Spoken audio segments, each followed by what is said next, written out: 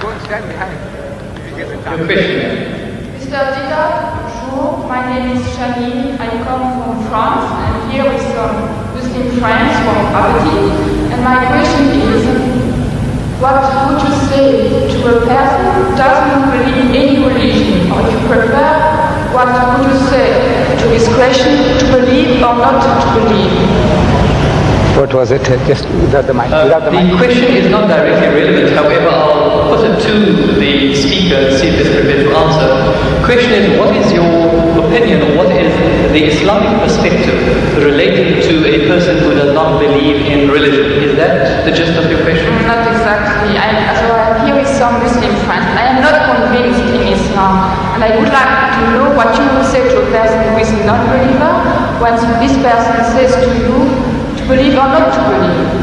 Oh, yes, all right. If one is questioned by a non-believer, and the question is, what do you say about believing or not believing?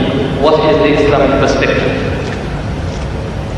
You see, there is a person who, every person ought to believe.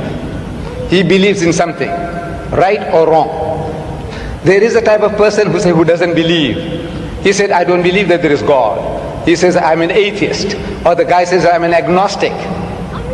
Now, each and every one, according to religion, whether any religion, you ought to believe. You ought to believe.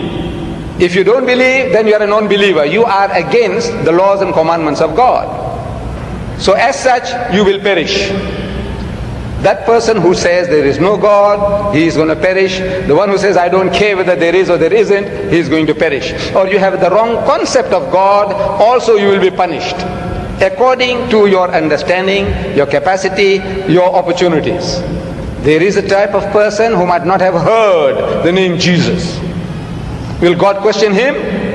It's unjust, it's unfair. The lunatic, the child, will God question him? Why didn't you believe in my son, Jesus? No. Why didn't you believe in Muhammad? No. You see, each person will be judged according to his understanding, according to his opportunity, his know-how, and the message having reached him or her. So as soon as the message is delivered to you, and you can see the truth, but for some worldly reasons, maybe to please the family, please my people, please this, please that, you said, no, I will not accept the truth. In other words, the person has already been judged in that case. There is no hope for such a person. But there is a type of person who might be ignorant and had never had an opportunity.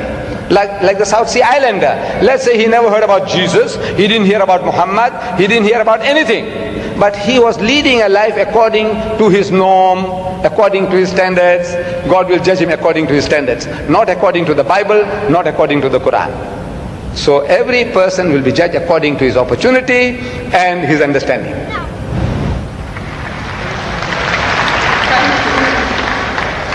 Ladies and gentlemen, we unfortunately have just about a minute left of question time. All good things have to come to an end, so we can only accommodate one further question. Mr. Didan, I have impression that my question has been misunderstood. I didn't want to challenge you or to hurt you. I just wanted to ask you for some advice for a person who doesn't believe. I just wanted also to ask you for advice because I am not a believer. I would want to believe in Islam, but I just want some advice. Yes,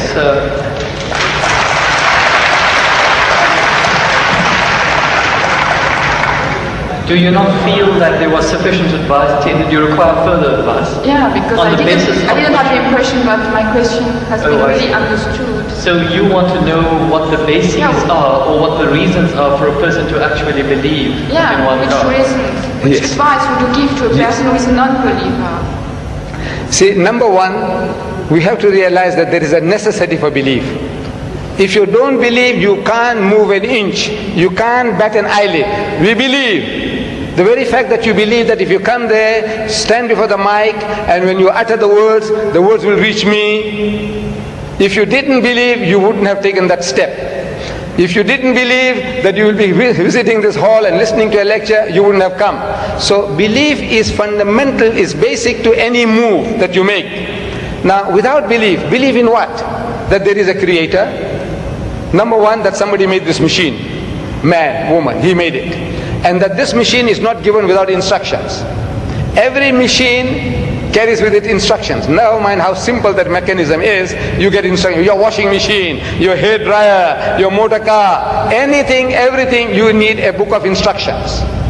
This most complicated mechanism, the human being, created and left without instructions? Who says no, he has to be given instructions. And God Almighty, we believe that there is a creator, and this creator through his messengers, one of us, he has been conveying those messages to us, directions, instructions to us.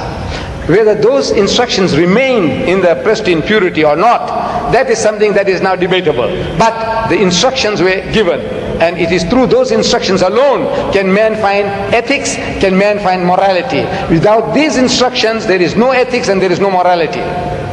Man, being an animal by nature, he will behave like animals. It's only because you believe that there is a creator, and this creator said that thou shalt not marry your mother, you will not marry your sister, you will not marry your daughter. We say we believe, we believe, we believe. You say no, I don't believe, then the person is nothing better than the animal. See, the dogs and pigs, the way they behave, he said, well, I behave just the same because I'm an animal also. So you have to believe. But now what are you going to believe? Where is the source of that belief? Instructions which is not contaminated, which is not spoiled. In the origin we say all prophets of God, all messengers of God were divinely ordained. But the messages, because they were not preserved, God sent messengers after messengers. Messengers after messengers. This is his way to rectify his creation.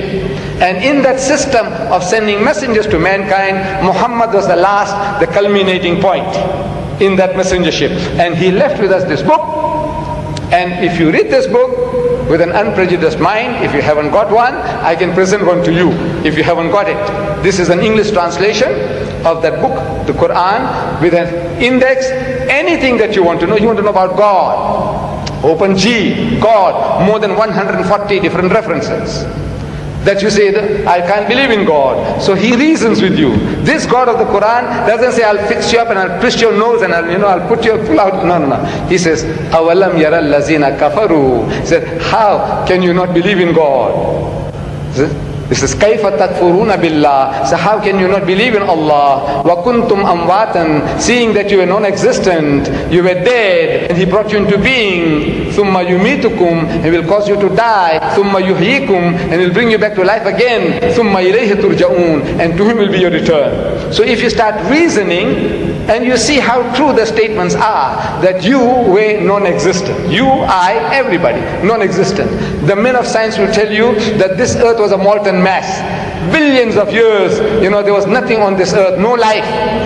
The thing was all boiling. And the vapors went up and came down, and the vapors went up and came down, and over a period of millions of years, it started to cool. And then life started to germinate, and so on and so on. So there was a time when mankind was non-existent, and God brought you into being. Very true. And now you're going to die. But that is not the end. That there is something in you which is other than the body, that real you. Now that real you, which is the driver of this body of yours, will be made to account for your actions. It's only natural that this person, like Hitler, look, he got away with it. He incinerated 6 million Jews. On account of him, 40 million people died in the Second World War. He's just going to get off scot-free? If he says, no, I don't believe, and there's nothing there on the other side, that means he's free, finish. No. He will have to account for his deeds. Everyone will have to account for his or her deeds. It is a natural, sequence of our attitude and behavior. And this book explains all that. If you haven't got one, this book is yours. If you haven't got one. You got it?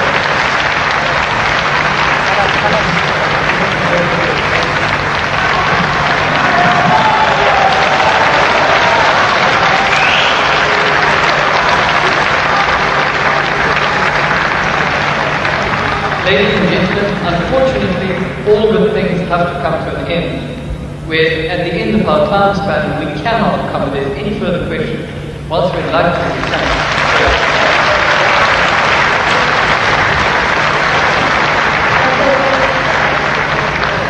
ladies and